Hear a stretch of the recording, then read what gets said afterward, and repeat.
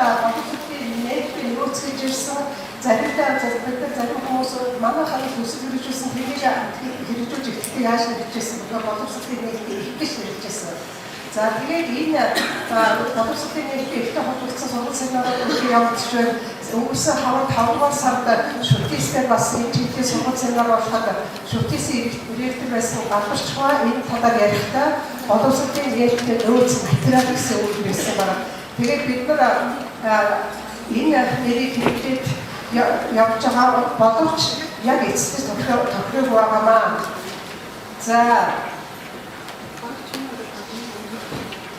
За эхлээд энэ боловсролын нээлттэй нөөц материал гэж юу юм бэ гэдгийг зөвөр ярилцъя. За тэгэхээр энэ бол юу гэсэн юу гэхээр интернет тавьсан материалыг нөөц. Хоёрдугаар бол үн төлөвлөгөөр аваад ашиглаж болдог материал. Үн төлөвлөгөөр аваад ашиглаж болдог материал. За тэгээд үн төлөвлөгөөр аваад ашиглаж бол зохиогчийн эрх зөрчилдөд гэх тийм ээ. Тэгэхээр энэ ийм материалуудыг аваад ашиглах бол зохиогчийн эрх зөрчилдөггүй байх юм бол цаатаа. Тэгэхээр сая та бүхэн мэдж байгаа сая нэг олон сайтууд хаагдсан шүү дээ. Задаг хүмүүс ихтэй тийм ээ. Тэгэхээр бол тэд нар яаж явах вэ ингээд нэг сайтаар тавьсан материалыг өөр сайтаар авч тавиад тэгээ хүний материалуудыг авч тавьсан хэрэгээр нэг олон сайтууд хаагдаж шүү дээ тийм ээ. Тэгэхээр ийм материал тавьсан сайтуудаас материал аваад ашиглах бол та бүхэн зохиогчийн эрх зөрчилдөд та бүхнийг хэрэгт оруулахгүй шийдэхгүй өөрийнхөө хэрэгцээ зорилгыг ингээд аваад ашиглах юм болдог. Ийм материал. За хоёрдугаар нь энэ ямар зорилготой материал вэ гэхээр суралцах үйл ажиллагаанд хэрэглэх материал. Түүнээс гадна багш нар бол сургууль үйл ажиллагаанд ашиглаж болдог ийм материалууд. За түүнээс гадна судлаачдад судалгаа хийх ашигладаг. За суралцах үйл ажиллагаанд хэрэглэх чинь жишээлбэл одоо интернеттэй харьцаад өөрөө ингээд бие дагаад интернетийг ашиглаад явдаг хэн болгон аваад ашиглах юм болцоотой байна шүү дээ. Тэгээд дунд сургуулийн сурагчдаас ихтэй тэгээд оюутнууд таа бүхэн за хичээл зааж байгаа доктор профессор багш нар таа бүхэн аль ингээд цөмөрөө нээлттэйгээр ашиглаж болдог ийм материалууд. За энэ материалуудыг тавьсан вебсайт бол мэргэжлийн чиглэлийн вебсайтууд байдаг. Мэргэжлийн вебсайтууд гэсэн үг нэрээс энэ материалыг аваад байгаа сайтууд бол. За материалын хэлбэр нь бол ямар хэлбэртэй байх вэ гэхээр видео материалууд байна. Түүнээс гадна текст болон зурагтай ингээ хослсон зураг текст материалууд байж болдог. За энэ дотор жишээлбэл суралцах сургууль үйл ажиллагаанд ашиглах гэхээр сургуулийн хөтөлбөр байж болно. Дасгал даалгаврууд байж болно. За тэгээд түүнээс гадна сурах хүч байж болно тийм ээ. Нээлтээр тавьсан гарын авалгууд байж болно. Ийм янз янзын материалуудыг зураг болон текст байдлаар оруулсан ийм материалууд байж байна. За тэгэхээр энэ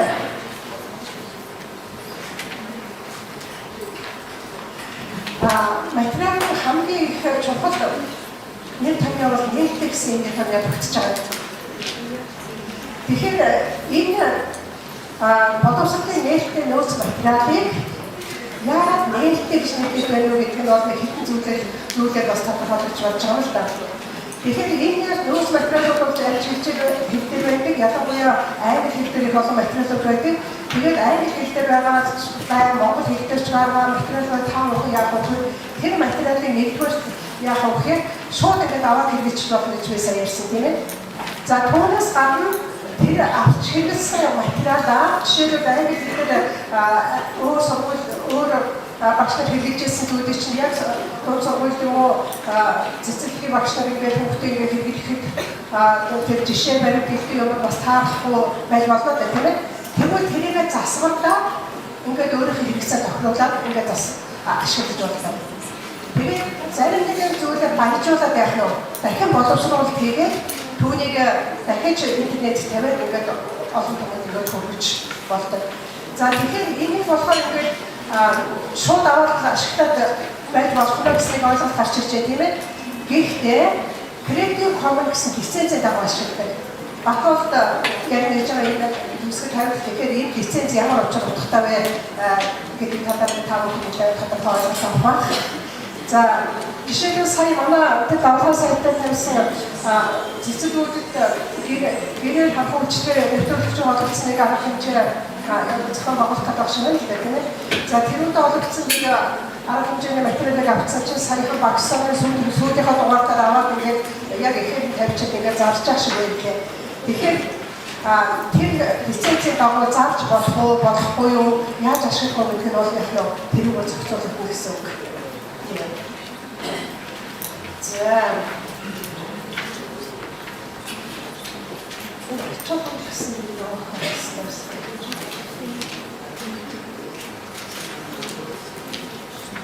Слайд даахаар ачаад үргэлж нэг слайд авчихсан. За энэ фотосатын нээлттэй авахсан газраас ороод шууд аваад ашиглаад биетэйгээ авчвал өөрөө хичээл хадгалмаар төгсөх ажил бичлэгээр шууд ашиглаад байна. За хоёрдугаар нь болохоор энэ орон зай цаг хугацаанаас хамааралгүйгээр ашиглаад байна. Жишээлбэл одоо багшийн мэргэжил дэвшлэх институт үйл ажиллагааг явуулах гэхэд манайх цаав ингээд цаав зөвлөлт олон класс нэгж хоолтоос усаас тэрээр хацаас авчираад ингээд сонирхолтой яг материал одоо тавиад тэгээд шууд техникээр буцаж холбогдоод ингээд мэргэжил дэвшлэх үйл ажиллагааг ашиглаж явуулах болцоотой жишээтэй. За орон зай цаг хугацаанаас хамаарахгүй 24 цаг ашиглаж болно. За тэгээд жишээлбэл сая нэг жишээ хэлье гэж бодож байна. Манай сайт дээр яасан гэхээр нэг материал дээр коммент бичиж байгаа. Тэгээд ингэ бичсэн байсан. Энэ комментийг очихгүй мэндийг хүргье гэж бичсэн байгаа. Тэгэхээр яг үхээр интернетэд оруулаад бол ганц 2 минутын дараа хааж гисаа хүрчихэж штэ тийм ээ. Тэгээд хонтын автаа цаатлаа байгаа сумд хүрчин гадаадд байгаа хүн хүрчин тийм ээ. Тэгэхээр энэ маш их хурдан олон хүн нэгэн зэрэг ашиглаж болдог учраас болдог татаа аюул харж байгаа. Тийм. За тэгээд ийм олон хүн нэгэн зэрэг ашиглаж байгаа болохоор бага завтай яг зөвөрөө амархан хөгжих юм болцоо олгохыг ачаад өгчтэй юм байна. За энэ ямар үйл санааны үндсэндээ үүсвэр болсон бэ гэхээр боловсролын сургуулийн материалуудыг яаж үлдээх вэ? Яаж олон хүмүүст илрүүлэх вэ гэсэн үйл санааны үндсэндээ шинэ арга замыг иргэдийн хямсан бий болсон. За ингээд анх 1994 онд энэ UN-ийн хамтын сэдвүү электрон байдлаар ингээд сургуулийн культур материал бэлтгэх интернетэд тавьсан. За тэгээд тэрийг бол их олон хүмүүст зэрэг ашиглах болцоотой маа гэдгийг харуулаад сургуулийн хөтөлбөр боловсруулдаг хүмүүс бол өөрийг их өргөдөлгөөр ашигладаг болж ирсэн байна. За тэгэхээр интернетэд үйл хөдлөлөөр тавьсан мэдлэгээ ингээд нэгэн зэрэг өөрөөр ашиглаад явах хамтран ажиллах болцоо олгож болох юм аа интернетээр дамжуулж гэсэн санааг бол нэг хүн гаргасан байж байгаа. За ингэсэн дараагаар яг үгээр 2000 оны ихээр Америкт нээлттэй бүс гэсэн төсөлт явуулсан. Энэ болохоор нэг бүтэн бүсийн материалыг шууд интернетэд ашиглахаар ингээд тавьсан. За тэрийг бол ингээд хүмүүс ингээд ашиглаад их үр дүнтэй байсан. Ингээд 2 онд зохион байгуулсан нээлттэй бүс тэр бүсийн хөгжиж байгаа орнуудын ихтэй сургуулиудын сургуулийн өвдөд хэсэг зүйлүүд талаар UNESCO-с форум зохион байгуулсан байж байгаа. За тэрүүн дээрээс болохоор Open Educational Resource гэсэн энэ албан ёсны нийт юм бол анх баталж гаргасан байж байгаа. За би сайн хэлээд голдуу Америкийн эдгэртэй багш нараас энэ үүсгэн санаачлал гарсан голдуу материалууд бол англи хэлтэй улсуудын юунд байдаг. Гэхдээ одоо бас сүүлийн үед ямар ийм усгал гарч явж байгаа нөхөөр улс болгон өөрийнхөө ихтэй ингээд өөр боловсролын нээлттэй нөөц материалыг бий болгоод тэгээд түүнийг ашиглаж нийтээр хөгжих юм боломж олох талаар бол ингээд их зөвхөн хараа ажиллаж байна. За ингээд сая өнгөрсөн 2012 оны 6 сард Парис хотноо UNESCO-гийн нэг том чуулган болсон. Тэнд бол яасан гэхээр дэлхийд энэ боловсролын нээлттэй нөөц материалыг бий болгож байгаа, ашиглаж байгаа, туршлага хөгжүүлсэн тийм хүмүүсийн чуулган уулзалт болсон.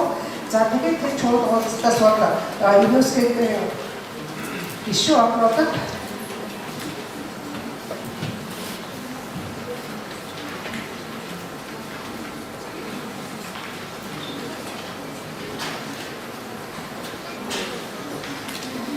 Жишээ орнуудад ийм 10 зүйлтэй тунхаг бичих гэсэн байж байгаа.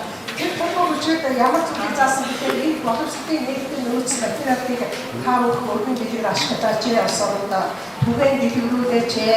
За түүнээс гадна одоо ингээд сургуулийн хөтөлбөр зарим материалууд усын төсөөр хийгддэг штеп стандарт гэдэг чинь тэр усын төсөөр хийгдсэн сургуулийн материалуудыг нээлттэй интернет тавиач. За тэгээд энэ жигдэл чадвараа хөгжүүлэх тийм боломжийг олгож нэгмчлэнгийн ийм 10 зүйлэгтэй тунхаглах гаргасан байж байгаа. Тэгээд таавал хараас материал дотор байж байгаа тав үзэж хараарай. Танилцаарай гэж хэлмээр байна. За ингээд боловсролын нийтийн нөөц материал бол юу ашиглах вэ гэхээр програм болгож ямар байх вэ гэхээр бас нээлттэй програм болгож байгаа юм. Энэ чинь нээлттэй програм болгож байгаа гэж болохоор бас өөрчлөлт гэсэн үг. Тэгэхээр манай дээр дагуулгаас ихтэй энэ журнал гэсэн програм хонжтой хийсэн байж байгаа. Видеос гэхээр сайтай өөрчлөлттэй шинжилгээ боловсрол болгох гээд нэг шинэ вебсайтээс тэрийг болохоор ASP гэсэн хэлээр бичсэн. Тэгээд сүүлд нь ингээд бидний мэдгэж чадварч бас тогтмол байсан шиг байгаа. Сүүлд нь яасан гэхээр энэ бол энэ програм бол хаалттай өнгөтэй програм байсан учраас тэр бол бас их мэдээж засал өөрчлөлт хийгээд байсан. Тэгэхээр ийм нээлттэй материалуудыг тавих вебсайтуудыг хаах бас сургууль дээр ч юм уу хэсэг хүмүүс үүсгэж магадгүй. Тэгэхээр энэ ямар програм багаж үүсгэж одоо багаж ямар багажаа сонгох вэ гэхээр ийм нээлттэй энэ заасан байж байгаа энэ юунаас тэгээд бас өөр төрлийн нээлттэй програм багажуудыг ашиглах зүйлтэй юм байдаг шүү гэдгийг бас хэлэх гэсэн юм аа. За ингээд боловсролын нээлттэй нөөц материалыг хаанаас яаж хайж авах вэ гэхээр одоо нөгөө бүх информашны ресурсыг бичээд бүгдээр олох чинь бол янз янзын юмнууд гараад ирнэ.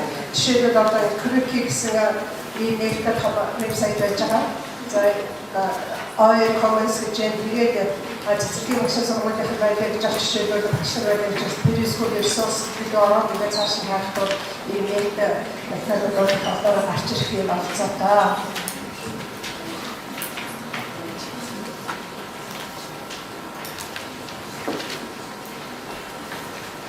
За энэ нээлттэй вебсайт байж байгаа энэ хаа академик болохоор манай энэ Амазон явуулсан хэлжүүлж байгаа учраас энэ ярьчих.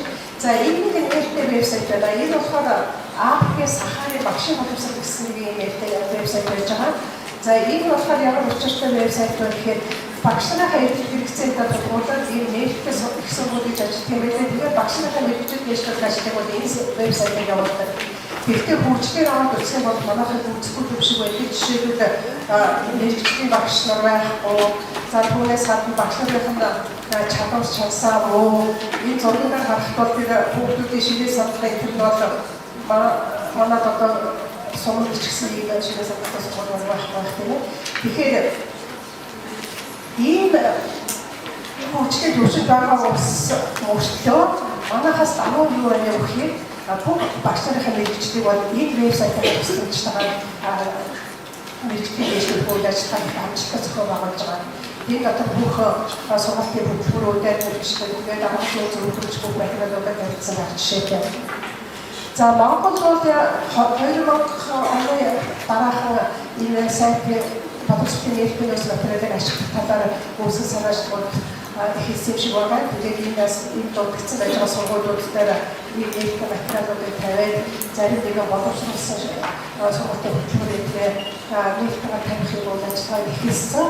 Гэхдээ бас нэг явц муутай энэ болохоор төрийн бодлого дутагдах, санхүүжилт дутагдах ийм бэрхшээлүүдээс тулгараад байх шиг байна.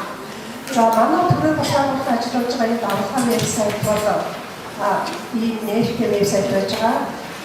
Эцэг их болон багш нар зориулсан материалуудыг тавьдаг. Ийм вебсайт энэ жижигхэн хуудас таамаг тараах шиг боллоо. Тэгээд бас энэ сайтаар тавих оройд орж үзээрэй. Энэ доор нэг юу яг энэ нэг лиценз ингээд тэмдэг байгаа биз. Тэгэхээр энд лицензийн тэмдэг ямар учиртай вэ гэдэг батлуулыг тавих хүмүүс мэдэх юм болцоо та. За энэ зургийг харахад таамагт юу бодож чинь?